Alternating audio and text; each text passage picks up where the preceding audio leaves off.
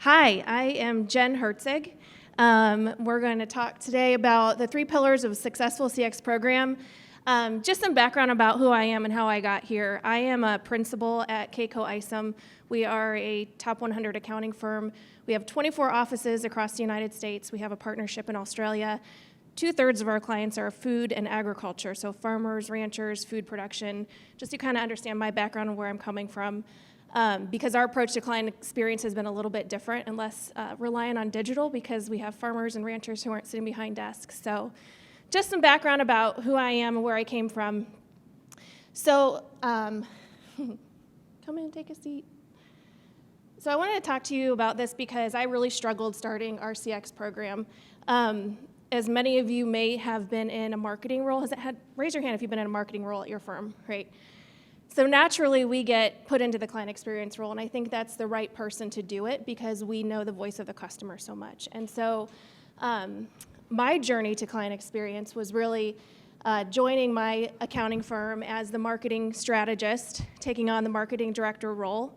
And then about 3 years ago, our firm has something that they call Leadership Academy, and it's where 13 of us go through about an 18-month program to just learn different leadership skills, and they give each class a strategic business initiative. And ours was define the Keiko client experience. So our executive leadership team asked us to really put together what the Keiko client experience was. How do we do it consistently? How do we measure success? And how do we roll that out to the firm? So over the course of 18 months, we really dug deep into figure out what is client experience. And from the marketing angle, I kind of knew what I wanted it to be, but I was working with accountants and other people across the firm, so we really kind of took a deep dive into that. We went to the Ritz-Carlton, and we listened to them talk about customer service, which was really cool. We had Stephen Covey people come in and talk to us about the speed of trust, about how do you get people to trust you, what does trust look like. So we did a lot of different things, and what we came up with was client experience is so wide and so deep, it would be impossible for us as a group of people who were only meeting every month to really decide and understand what this was. So we thought, how can we build a foundation of a client experience program that we can grow on and build on in the future? So our firm, we started and came up with our client experience principles. So that was kind of how are we going to treat our clients. And we came up with our client journey map. And so I know a lot of this is probably duh to most of you guys because you've done it, but I'm just going to go over ours in detail for some people who might be newer to this role. So this was our 5 stages of our client journey, and you're going to hear from other people who have something similar, but maybe worded a little bit differently. So if you go through this, awareness is really the marketing stage, and that's where a lot of us have spent a lot of our time. How do we get our message to the right people in the right places? And that's a lot to do with marketing. So that was the first stage of our client experience. And a lot of the awareness isn't necessarily prospects who've never met us before. Sometimes that's reintroducing our clients to other service lines that we have that they might have not known about. A big part of this comes in with acquisitions. When we acquire clients through acquisitions, how are they getting to know us and understand us and become aware of us? So in the marketing area or the awareness area, we're really just that kind of mass marketing our brand. The second stage we have is consideration, and that's really what I call sales. And this is where we do a lot of our proof marketing. So we have our case studies, our testimonials, things that when somebody's considering hiring us, what are we doing at this stage? And then we move into onboarding, which I'm really excited that most of this conference we're going to get really deep on onboarding because that's the area that I spend a lot of my time on. So that's a big one. So that's basically the sales to service stage. And then service is service delivery, and you all have different services and products, so you think you know what that is. And then loyalty is the last phase. And if we're doing all these other things well, we're going to have clients that stay with us. They're going to refer us business. They're going to buy more from us. And so those are really the 5 stages of our client journey. And does anybody have any questions on this or comments about your journeys or if you've done something differently? I want you guys to interrupt me and share. No? Okay. So once we understood the client journey, we went through each stage and really kind of did a self-assessment about how we thought we were doing and what we could be doing better, what we are missing, and really kind of came up with just like more of an in-depth journey map of where we could make improvements on it. And we did that across the board. So then we decided, okay, so we know our client's journey. What do we want the client experience to be? And that was a lot of work, and we came up with it in the last section. And we love to have acronyms where I work, so we have so many. So we came up with clients first. And each letter of clients stands for a characteristic in how we want to serve our clients. And so the C is communication, and I'm so glad that client starts with C because communication is the beginning and end of all good or bad relationships. And so really being empathetic and intentional in the way that we communicate with our clients is the number one principle we want everybody to think about. Lives impacted actually comes out of our mission statement. So our mission statement is to impact the lives of our clients, our employees, and the world around us. And so I wanted to weave in things that were already part of our culture in our firm so we weren't coming up with something completely new. Initiative is one of our values, our core values. So I don't know if your firms have values. We have a mission, vision, values, culture statement, and that came out of that, and that we're taking initiative with our clients. So we're not just doing the work that they've asked us to do. We're taking the initiative to do more and be proactive with them. The E is exploration, and so that's really just about being curious and exploring what else can we do for clients, how else can we do it, new services that they might need. So are we always being curious about how we can help our clients? The N is for niche knowledge, and as I explained before, we are really deep in the ag space. We know what we're doing. We have a lobbying group. We actually go to DC and lobby on behalf of our clients, so we're very deep in our knowledge, and so we do a lot of things to do thought leadership and go to different trade shows and speak and write in different publications so that we are explaining that we are niche experts. Timeliness, a lot of people would say that's table stakes in what we do, being on time, but I think it's important to remind people about that.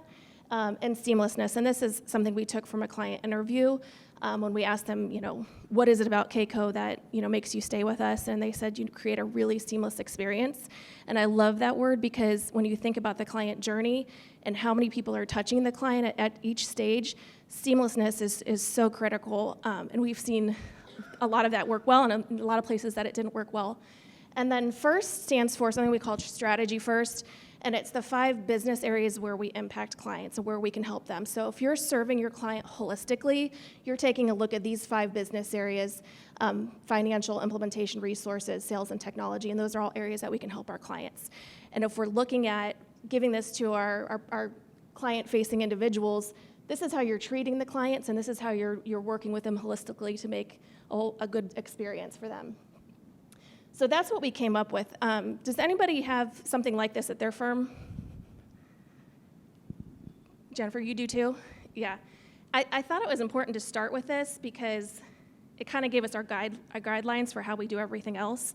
And so I thought it was a really good foundation for that. Deb? I wonder if you could share just how you bring this to life, because first of all, you had me at every Wednesdays or something. I've never met an acronym or an acrostic that I don't love. How do you bring this to life so people have seen this not only as like how cute, but how do you make it meaningful for folks? So Deb asked, I have to repeat these questions, how do you make it meaningful in our firm? And like I said, we have 24 offices, over 400 people, so that's a lot. So kind of what I said earlier, some of these attributes are part of our mission, vision, values, culture, so it's important to not just spring a new thing on everybody. And so I wanted to integrate things that we were already doing into that. And so on top of that, we have client success stories. And so around the firm, we have people share, hey, I went and helped a client and I want to share this, or I saw somebody helping a client and here's the attribute that I saw. And then I'll repeat the story on our kiosk page, which is our intranet. And then we have every other month meeting in a box, which is basically, we call it meeting in a box because the whole firm gets on a call at the same time to hear the same information, so it's not like rumors of stuff. And so now I'm on the client experience. I have a spot every 2 months to talk to the whole firm about some of our success stories. So just kind of sharing those stories throughout the firm is how we're kind of keeping it going and living those attributes. There's more I'd like to do. So I've only been doing this for about 2 years. So I think I forgot the part of the story where when the Leadership Academy came back and presented this to the client or the executive leadership team, they were like, this is really cool. And they were like, who's going to run with this? And our CEO was like, I want Jen to take this on. And our people leader was like, well, she can't do both jobs, which was really cool because I can't. And they were acknowledging the fact that this isn't just a part-time job. This is a full-time job, and it's more than a full-time job. And if Gabe's in here somewhere, maybe he's not right now, but and Wesley knows, we've talked about this, it is not a one-person job either. So that was really cool. Did I answer your question? Did I go? I'm a tangent person. Well, no, I think what I really appreciate about what you said is that when you tell the client story, that you would link it back to one of the core tenets. Mm-hmm. And even though that may sometimes, I think as CX leaders, we get bored of our own voice. It's like we get mothered after our own, like, oh good, one more story on exploration. But to our audience, they need that repeat. So I just am so impressed that you're using storytelling and then also being really clear to say, here's an example of timeliness or seamlessness. Yep. So I'm trying to collect enough stories that like halfway through the year or at the year end, we do like a poll. So everybody who's had a story submitted, we poll and they get prizes and awards and we celebrate. So it kind of keeps it going. And then the other thing that we did this year, which I forgot about until you just said that, was our people team put it in all of our talent reviews. So we just had our year-end talent reviews and it listed out this and it said, what are you doing to contribute to this? Which I thought was a really cool way for us to work together like across departments. And I think that's one of the biggest things that, and I'll share this later, this isn't the marketing department, this is operations, this is our people team, this is our finance team, this is everybody. And so if you don't have good relationships with the other partners and the other heads of each department, this will be a difficult challenge. So we're going to get into the 3 pillars now. And so I actually stole this process, I don't think it's new, from our sustainability group. So we do sustainability work for our clients where they have different rules. So one of our clients supplies all the potatoes from McDonald's, and McDonald's said, we can't buy any of your potatoes unless you have a sustainable program, which I think is really cool. So we go out and help people assess and implement and then track and measure these policies. So this is kind of what our sustainability team does. And I was like, wow, that makes a lot of sense. I really like this process. So it's really assess, implement, and measure. And it stands for AIM. And then our whole client experience was like, how do we aim to serve clients? And it just kind of fell together. So I was pretty impressed with myself.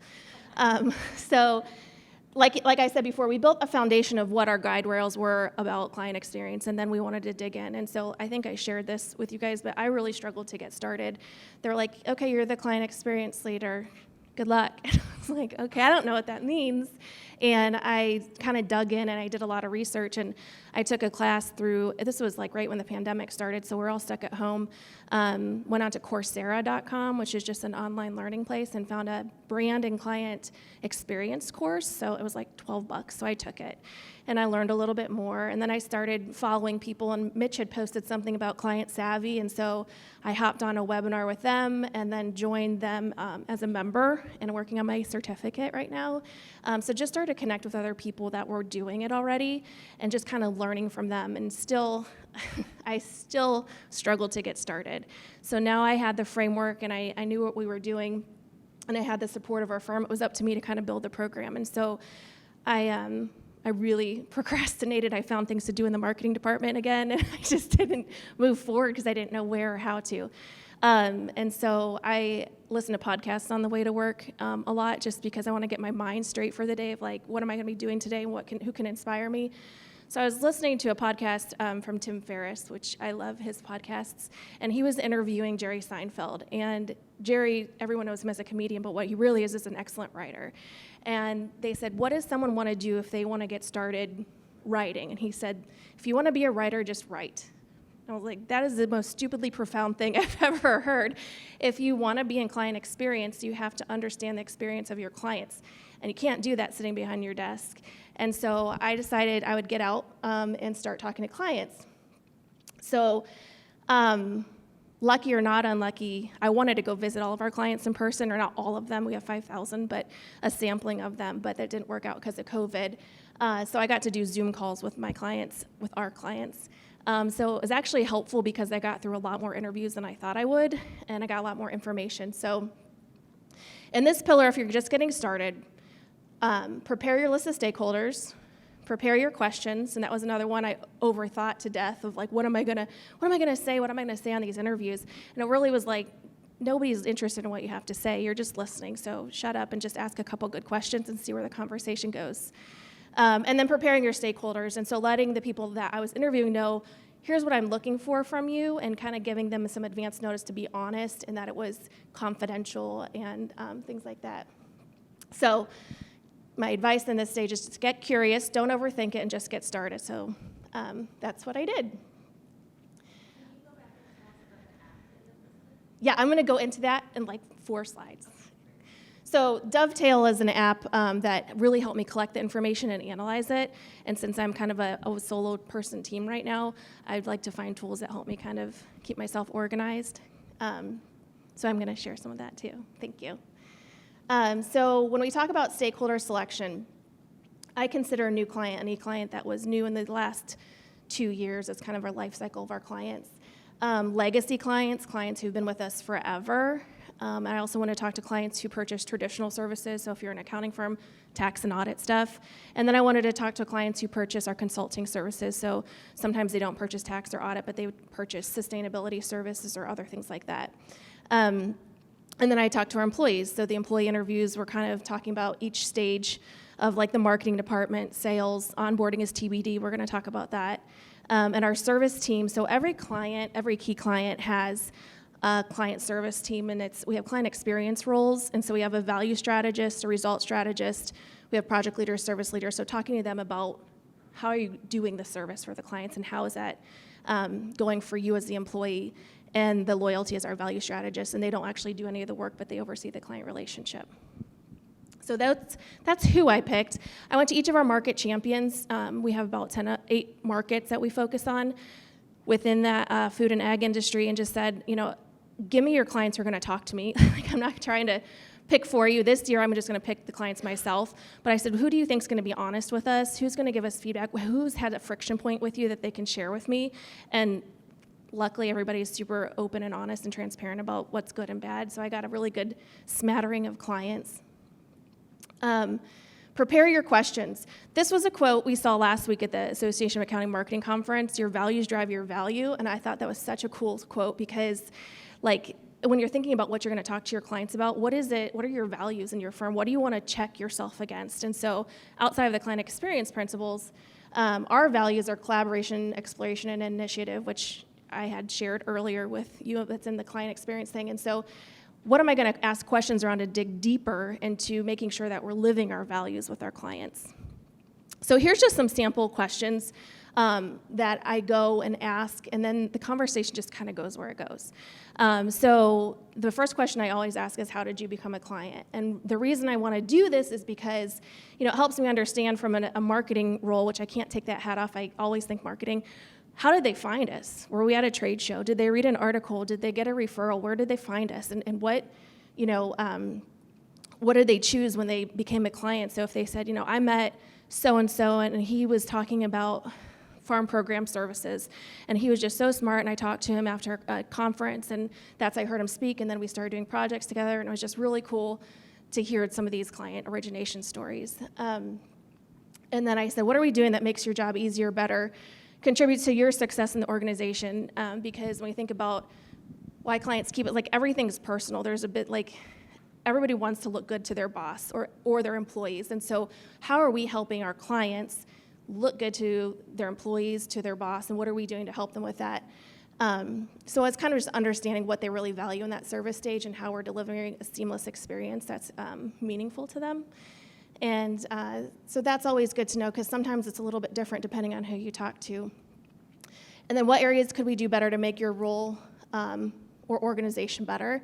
So how can we make their lives better? And that's the lives impacted part of our client experience principles, is how can we make it better for you as the person? And a lot of times that's the person who selected us in the sales process or we've gotten handed off to.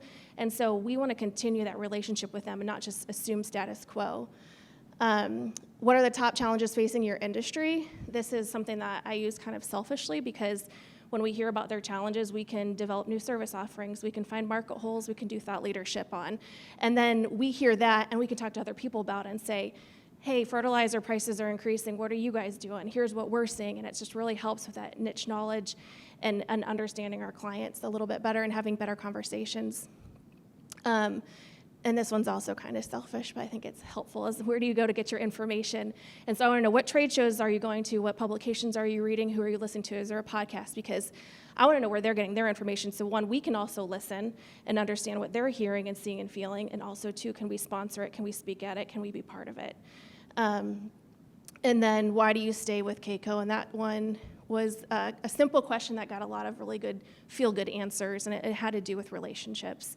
It was all about, I've been working with so-and-so, and I've had such a great relationship, and I talked to a client the other day, and she's like, Sam came down, and he literally saved our farm. Without him, we would have lost our farm, and our farm is their family legacy, and so we have so many family-owned businesses, so it's just such a personal story. So that helped us with our loyalty phase and understanding what that was. Another part of the journey is losing clients. And so every month when we get the lost client report, if there's lost clients that chose to leave us over a certain amount, I call them. A lot of times our partners will call me and say, hey, I lost a client and I don't know why. I think I know, here's what they told me. Can you dig in deeper? And I think that's also a really cool opportunity for us to learn where we're making mistakes. And so, some people answer the phone when I call, they'll email me back. I try to do first a phone call, talk to them. If they don't respond, I'll send them a quick survey. Like I'll just do a Survey Monkey and say, here's 5 things I want to know about how we could do better. And people have responded to that well. So I said, how is it doing business with, these are kind of the questions I ask about what we could do better. And then I kind of take those back to the team. So we lost a large client last year, and the CEO said, I talked to him and said, what could we have done better? And he said, well, our controller and our CFO switched, they rolled over, and you guys didn't take the time to get to know them, and they didn't feel like they had a good enough relationship with you, and they wanted to go out and see what else was around. And he said, I would be with you guys forever, but if I don't trust my CFO to make decisions about who our accounting firm is, then I'm not being a good boss. And we were like, that was a tough thing to hear. But it really helped us understand, if there's changeover at the client, we all need to be on top of that, and it's everybody's responsibility to share that communication with the rest of the team and make that investment. Don't assume that just because the CEO likes us, that they're going to be our clients forever. And I always tell them, thank you for your time, and I hope we get a chance to work together in the future. And so then I'll trigger in Dynamics, which is our CRM system, check in with them in 12 to 18 months and just, hey, how are you doing? How's it going since we last talked? The one guy that we lost, I was talking about, I saw him at a trade show and just kind of said, hey, it was nice talking to you, blah, blah, blah. But that's kind of our lost client process right now. And does anybody have any questions?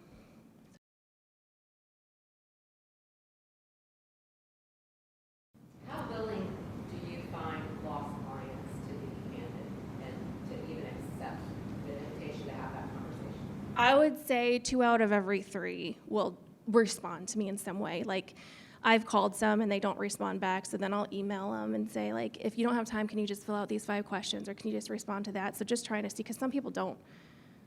If it's been a contentious loss, that, or, one time we lost somebody, it was a foreign-owned company, and the parent came in and made them change, and there was a whole lot more we could do about it. So I would say 2 out of 3. Yes, Joan? Are you doing this solo, or do you have a staff? I am a team of 1 right now. She asked if I was solo or had a team, but it's just me. From leading the client experience stuff, I've had a couple people reach out to me internally and say, hey, I want to be part of what you're doing. And we have a very, what we call, success-friendly organization. And this was a tax person who, her boss was like, you don't want to do tax anymore? Let's find something else for you to do here, which I'm like, holy, because we need people. But they want to talk to clients too. So I'm like, how can I use you throughout the year to call clients? Because I'm not going to be able to keep doing this on my own. The other part of it we'll get into later is the data collection. I spend a lot of time collecting and analyzing the data, and I would love to have just a dashboard that pulls it. So I'm working on that too. But no, I'm just a team of 1 right now. Would like to have more. Deb? You mentioned earlier with the exchange with clients that you're keeping things confidential. What exactly does that look like in real life? So if I'm asking you a question, the client's communicating, how do you navigate what gets shared back to one of your strategists or people who may own the relationship? Yeah, so, I tell them, I said, if you don't want me to tell anybody, this is confidential between you and I. This is just a learning curve for us. And so I kind of take and see, nothing's been too too bad that it's been like, I don't want to tell people, but I will talk to that person's supervisor if it is a personal issue or something like that, and then they can address it through the supervisor feedback formula. And then most people are like, it's okay to share that, because I tell them, it's like, we're like on Sunday, we're watching tape. We want to see what we did right. We want to see what we did wrong. And can we learn from this? And that's kind of, nobody's ever said, don't tell anybody. And if they've said something that was really like, that person's a jackass or something, like, I'm not going to tell anybody that. That's just for me to know and keep an eye on. So if it keeps coming up, then it's a problem. But you set the expectation with the interviewee. Yeah, I want them to feel comfortable. But you let me know if there's something sensitive that you want me to keep on. So you give them that option. Okay, Yep. Thank you. Okay, so this is the only question I ask employees really to get started. If clients first is how we want to treat our clients, what's getting in your way of delivering on that promise? And this kind of uncovered a lot of stuff, because we talk about employee experience, and if your employees aren't having a good experience, your clients are likely not having a good experience. And I actually did research one time, and I don't know if I want to do it again because people got mad, but I looked at our turnover by office, and it was the same kind of percentage of turnover of clients by that office. And so I don't think I need to dig into that over every year and make people feel bad about themselves, but it is very true that our employee experience is so important. So this uncovered a lot of different things too, and I get emails from our staff all the time like, hey, your client experience and this didn't go right, so you need to fix it. I'm like, oh, I'll add it to the list of stuff. So we kind of open that channel of feedback, which is fantastic, but it definitely derails my day sometimes, getting involved with that stuff. So this is Dovetail that I was talking about. So like I said, I'm a department of one. I'm obviously scatterbrained, and I go off on tangents. And so I was like, how am I going to keep myself organized? And there's a tool called Dovetail, and I recorded all of my interviews with people, which was lucky for me. We did it on Zoom and stuff, so I could record everything. I upload it to Dovetail, and it transcribes it for me, and then I'll go back through and I'll read it, and I started tagging it with stuff. So like this is just a transcription of like, some of it's misspelled, but like this beginning of one of my interviews. And when I go through it, I'll tag it, like I'll highlight it and say, this is a persona thing, so I want to add this to the commodity crops persona. This is an onboarding issue. This is a client experience issue. This is a people problem. This is a kudos to an employee. And just so I could start going through and like, what are all these points that I want to keep checking for or listening for? So that was really helpful for me to do that. And then what it does, and it does a lot of different things, is that then it kind of maps it out, and it says, where are you hearing the same kind of themes? Across the board, and when you highlight and hover over this stuff, it shows you more data, but just kind of help me visually see where do I need to focus on next, because that's it. There's a lot of stuff. Yeah, Vanessa? How did clients feel about you recording them? I don't think they cared. Nobody has cared yet, but I always ask for permission.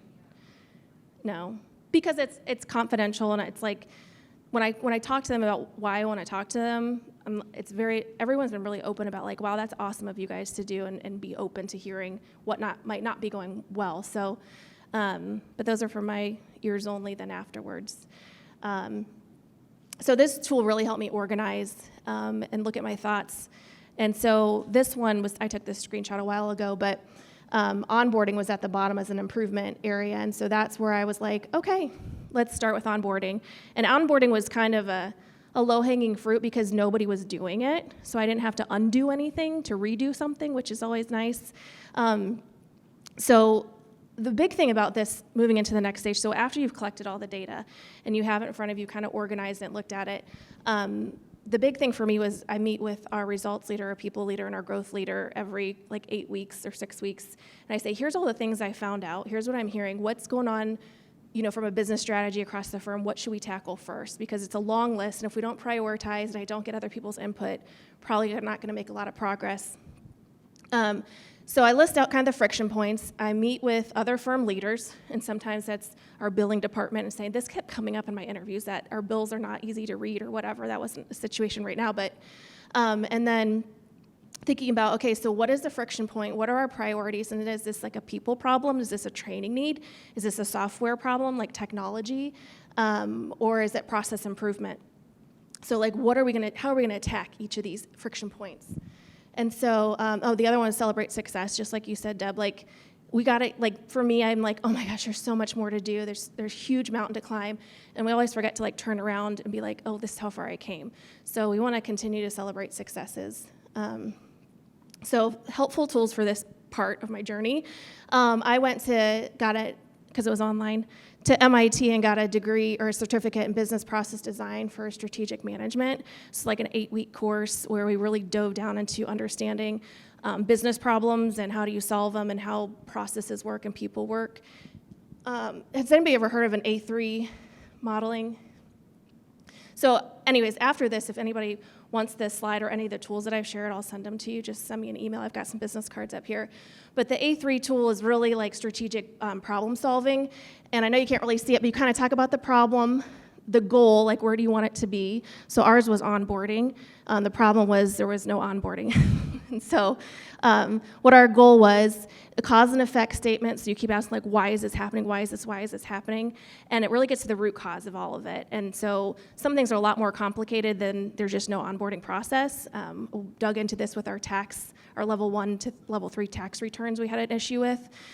So getting to the root cause, what are you going to do about it? Who's going to do it? And the implementation plan, results, and follow-up. And this is a nice document, especially if you're working across departments, because everybody's then on the same page of here's where we're at, here's the cause, here's our end goal, here's what you need to do, you need to do, you need to do, and we're going to check in and meet that stuff. So these are just some of the tools that I learned going through that class that were really helpful in solving business issues. So like I said, this is just an example of our onboarding process, so it really wasn't happening at all. And so what we found is from sales to service, there was a gap because there was no transfer of knowledge from our sales department into our service team. So everything that people were learning throughout the sales process, which salespeople are really good at discovery and understanding wants and needs, they would just get the client win, like market one in Dynamics, it would send off to a new client setup form, and then the service team would get it, and then they would start serving the client. And I had one person reach out to me. He's like, the salesperson keeps selling stuff, and he's not getting it right. He's not scoping it right. He's not pricing it right. He promised something that we can't deliver on time, and now we're already in the red. We're already behind, and it was really stressful for that team. And so as simple as it sounds, having an internal kickoff meeting was like, we need to transfer that I knowledge into we knowledge. We need to hear from the sales team what happened during the sales process. So if there's any nuances or communication expectations or background things, like one of our newer clients, they came to us for back office support. Well, it's because this lady who's a full-time nurse, her husband passed away unexpectedly, left her the farm, she works, she has a 16-year-old son, nobody to take it over. Like, that was such an emotional story to share with us because she had no background in accounting, so it wasn't like we're going to an office manager and just helping them get on the system. We really had to take a more deeper dive approach to this and also realize that she's a grieving widow all of a sudden with a business that she has no idea about and a son who's supposed to take it over who's only 16. So just sharing those stories is so important. So our process is, so when an opportunity is closed as one in Dynamics, it automatically triggers an email to me that says, hey, this new client's just joined. Here's all the stuff like that. And so I will then trigger off an email to one of the clients, say, welcome, thank you for coming, choosing us. And I kind of keep mine high level and just say, your internal kickoff team is going to reach out to you in the next couple of days to set up a call just so they know expectations about what's next. And then I say, here's some newsletters. So we have industry-specific newsletters that you might want to sign up for. Here's some upcoming events or something we recently wrote that might be helpful for you. And then just, I'll be following up in 12 months or 6 months, depending on what kind of client it is, with some feedback about your onboarding process, your project, things like that. And in the interim, should you have any problems, just call me, just to kind of give them that third party. Jennifer? Do you do this for every single new client? We onboard about 30 new clients a month. So I started with our biggest market, so we just started launching this to start beta testing it, and then eventually we'll do it. So then we have market champions for each of our service areas. So I'm going to pass this off to them because they don't work directly with the clients either. They're more strategy and vision, and so I want to template it, practice it, and then roll it out to other people. So again, I can't do all of it. So anyways, I send the email. The business developer's responsibility, which I remind them, like, you need to set up the internal kickoff call, and here's your agenda. So they do that. And our business developers care because their commissions sit for about 3 years after that client joins. So they really care how we're treating that client. So they're setting that meeting up. And then they'll set the kickoff meeting with the client. So then that's communication. I send, here's an agenda for what this looks like.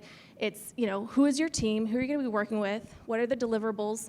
What are the dates expected? What do we expect of you to get us, and by when, so we can meet your deadlines and deliverables? Because, and if anybody's in accounting, a lot of times things get pushed behind because the clients didn't give us their information, and it just sits there. And so I thought, if we can tell them ahead of time, here's what we need from you by when, and here's how you upload it to our system, like we just really clear up so those expectations and deadlines.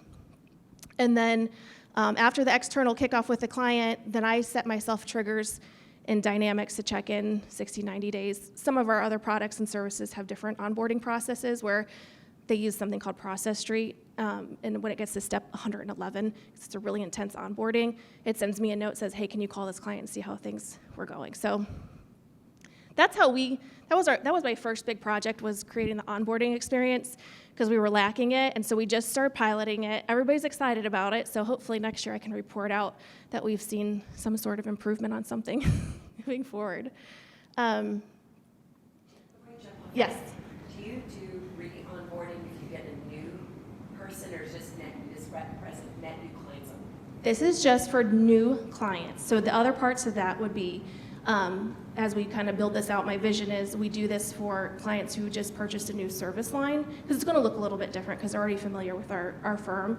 And then clients we achieve through acquisitions. So I think that one's going to be really important, saying, like, we acquired your firm. What does this look like being now a Keiko client? I think that's a really touchy subject. And when we talk about having a formal process to our potential acquisition candidates, it makes them feel a lot better about the deal, that we're so focused on the client experience that they don't need to worry about it. So that's been something we've been learning that's been helpful. Okay.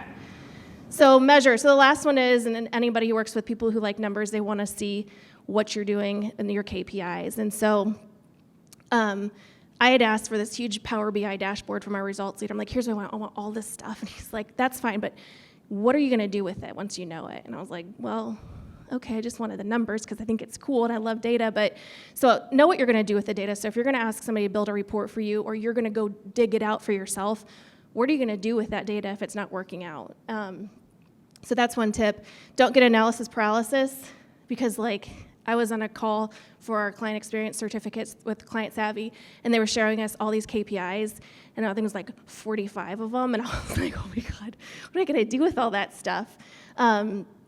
So that's kind of just advice that I went through. So this is like from one of our meetings. It was like 45 different things that you can measure, and it was so overwhelming for me, because I'm like, that's a lot of stuff, and I don't know even how to do half of it. I'm not a math person. So this is kind of, I built my own hodgepodge DIY board. This is kind of how I felt. I'm like, I want this from this system, and this from this system, and this from this system, and then I want to bring it all together. And that's why I asked my results leader, I'm like, if I kind of show you, if I draw like on a paper what I want, can you guys build it for me? And he said, we will, but you have to tell me what you want to do with it. So this is something I share with our employees at like our meeting in a box that I was talking about. It's really high level. I go a little bit deeper, and I'll show you in the next slide. So ideally, in awareness, what our KPI is, if we're doing a good job at marketing, we're getting marketing qualified leads. So over time, what does our track record look like for that?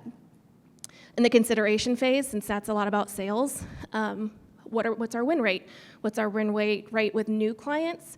What's our win rate of new projects to current clients? So I track those things. Onboarding, like I said, how many new clients are we onboarding?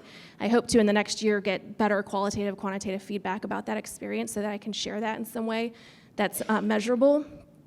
Service, I track undelivered sales past due. So I get a report every month of what's sitting out there. And so we go out to the markets and, like, you have $3 million of undelivered sales past due. Did you just not bill it? Because sometimes they just don't clean up their stuff, right? It's just sitting in WIP. Sometimes it's past due. We know which service lines are offenders, and sometimes that's okay, and sometimes it's not okay.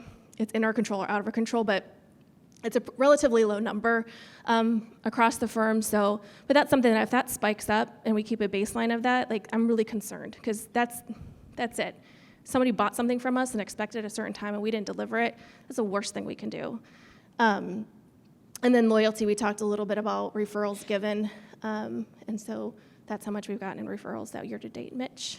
So when you're working in Power BI, are you able to look at this then at the macro level for the firm and then speak to industries, geographies, and say, here's how your metrics are comparing to the firm-wide metrics? Yeah, so we do, it will slice and dice, because we do this for our firm financials anyways, and it's on our intranet, super transparent. Anybody can go in. I could go in and look at anybody's utilization or realization. Like, we're super transparent with that. So this would be market function. We don't do geography because we have a thing called one-firmedness, and so we want everybody to feel like it's not us versus them.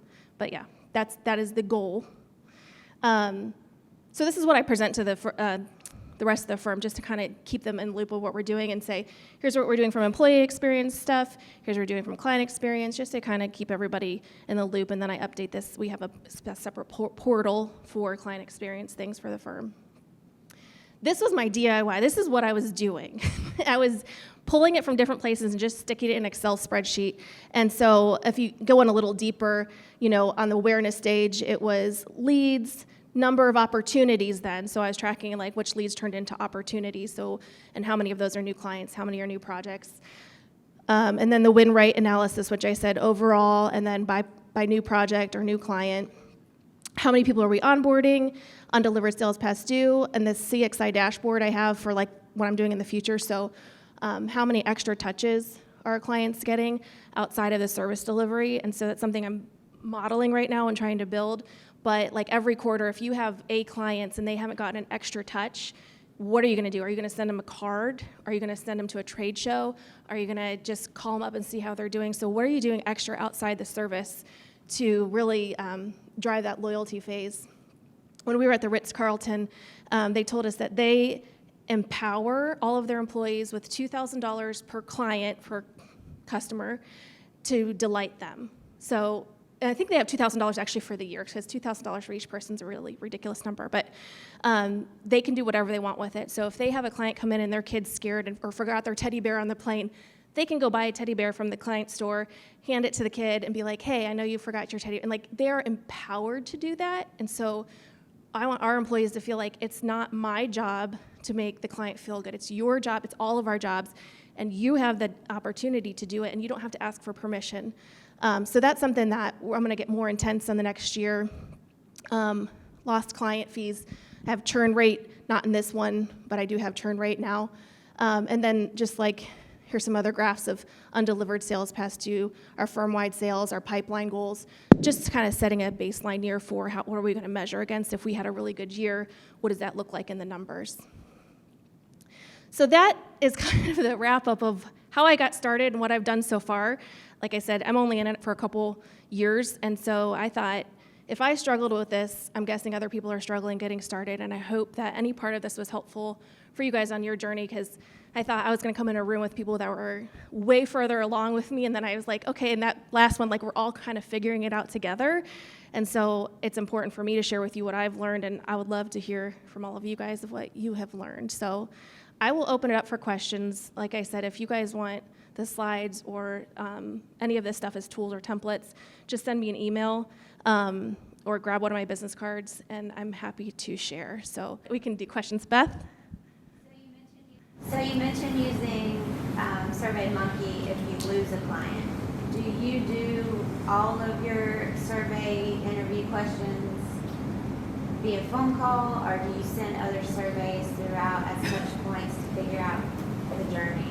So what tools are we using outside of SurveyMonkey? So I use SurveyMonkey because I realized that sometimes in the lost client call that they didn't want to talk about it, but I still wanted the information. So kind of giving them an out of like, you might not want to talk to me, but could you answer this?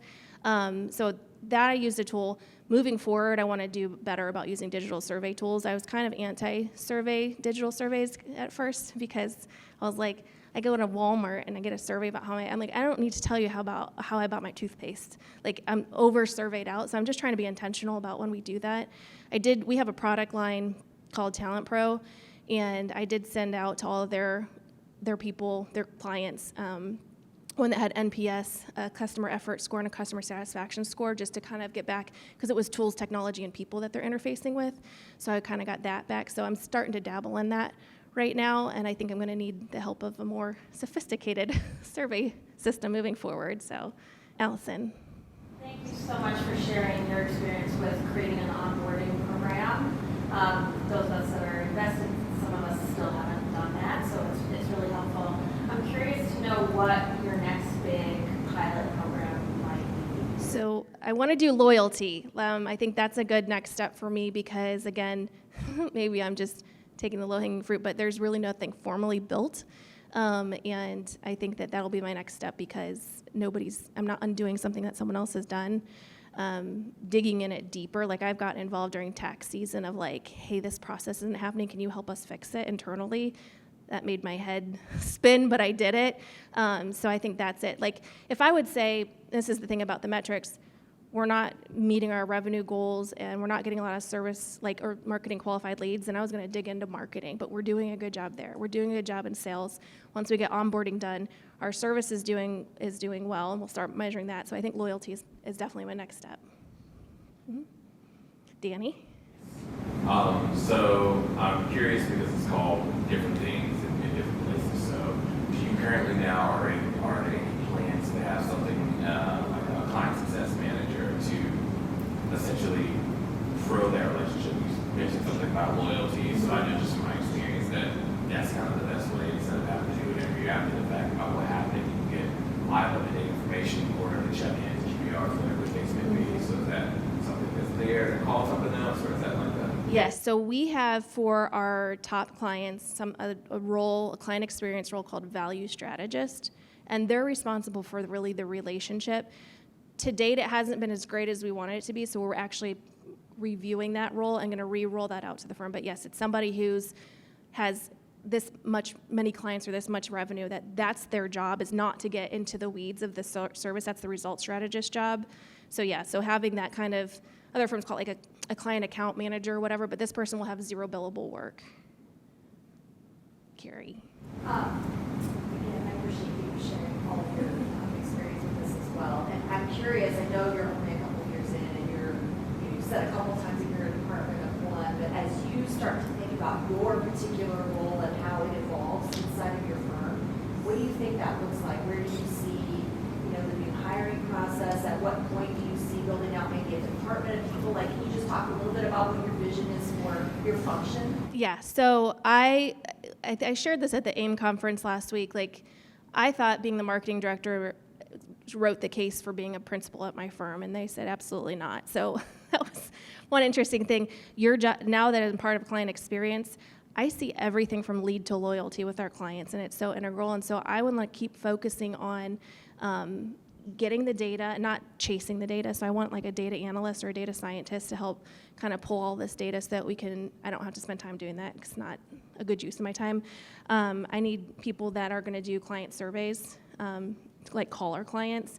So I'd see like 2 or 3 people doing that. And I've had people internally ask to help with that. So I'm just kind of thinking by market, to have somebody do that by market. The onboarding part of it, that needs to be somebody in that market to take over. And so I kind of want to step up above all of the doing and keep looking at what's next, so that we can keep evolving our client experience process. So I'm doing a lot of the doing right now, and I want to do more of the leading, but I can't do that because I'm so deep in the weeds. So that's kind of nebulous, but like that's where I want to go, is have people in place to do all the research so that we can start spot checking, so that we can have our list of what else do we need to fix moving forward, and then start collaborating amongst the departments to do that stuff. So that's where we're hopefully going. Niche. You've shared so much helpful information for the group, and you said that loyalty is maybe the next journey. And maybe as a group, we could generate some ideas of what some of that focus would look like. So does the group have ideas about what Jen might be able to work on that loyalty side of things?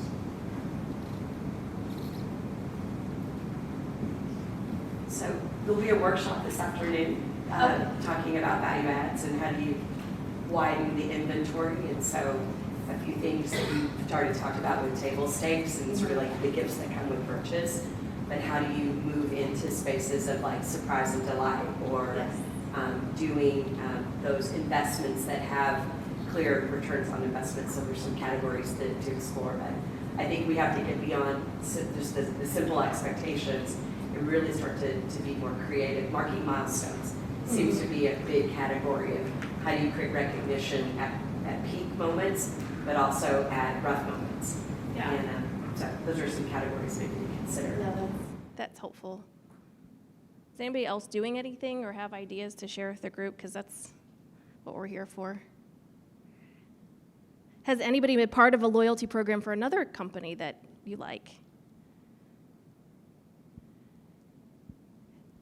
Mitch. One of the things that I think we need to get better at as CX professionals is, for the loyalty side of things, is to use data as predictors. So as more and more information becomes available to us, how do we take that data, aggregate it into some type of simple regression analysis, predictive, that might take things like variables like the rate of pay.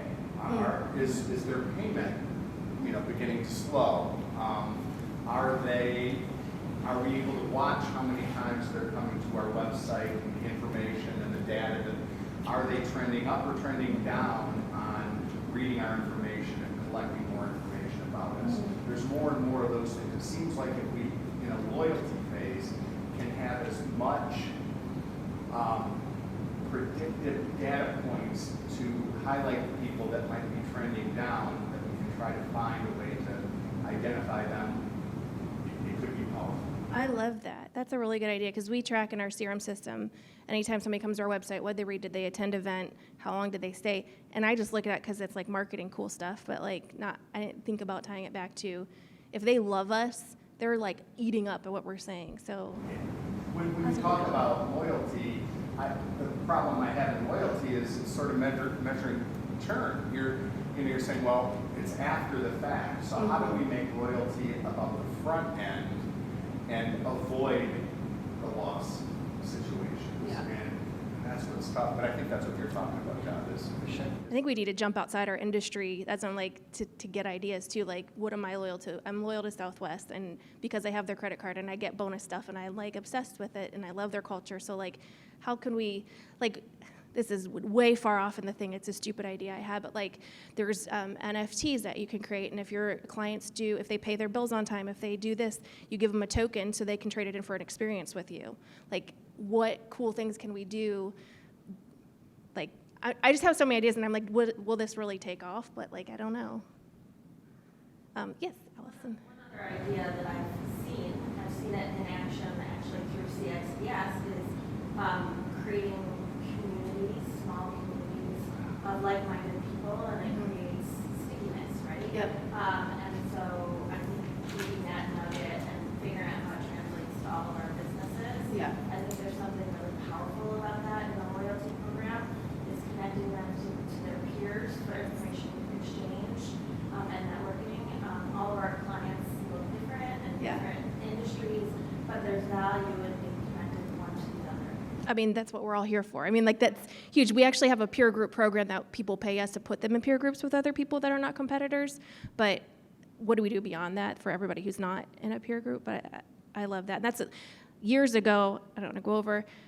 2 firms ago, we did had a brand expert come in, and like she did interviews, and the thing she said, it's the company you keep, and she's like, you guys need to have events where all your clients see each other, because like you have a really impressive client list, and instead of like telling everybody who your clients are, let them see each other. And I'm like, that's a really good idea. So yeah, I love creating communities, and that's like, there's so many stories about that. Like, why did Apple exceed over like Microsoft, Zoom, or whatever that was? Because they created a community. Like, it's not just your products. I love that. That's a really good idea. Jen, Matt Casanda will be here later speaking as well. He's in a wealth management firm. One of the things he's test driving is his out-of-office message. He's encouraging all the wealth managers to be more explicit about what's bringing them out of the office. He said it has generated more intimate connectivity. He and his wife celebrate the same birthday, and instead of saying I'm out of the office, He said, I'm out of the office celebrating my birthday with my wife. Yes, my wife and I have the same birthday, and yes, it is weird. I'll look forward to sharing with you when I'm back to tell you, about our day. Yeah. He said the hit rate was exceptional, and it was that interpersonal. So I love just that. simple things like how do we even create those little loyalty moments when we encourage our key account managers or client account managers to maybe share a little bit about themselves. I think there's a lot to being vulnerable and the human experience, which we've talked about at Client Savvy and other places. Was that book that Getting Naked? Like when you're vulnerable to your clients, they're going to have a better relationship with you too. And I think that's what, like, we have a question later. Is Laura in here? Laura put a question to ask us, like, what would your family or spouse say is, like, special about you? So I texted my kids last night, like, what do you like about me? And they're like, your personality. I'm like, thank you. And they're creative. But, like just being vulnerable, like, I'm a really honest, transparent person. And I think that if we can do that with our clients, too, that to a certain extent. But, yeah. But just the idea of Being human. and thinking about that it doesn't always have to be this big, giant, expensive, that there are elements that you can add in that create that connection point Yeah. through human experience. So I like that. you do have a Do you- good I made my husband say that. Well, I'm here all the next 2 days. I have business cards if you want anything that I've shared, and I am really excited to learn from you guys over the course of the next 2 days too. So thank you, appreciate it.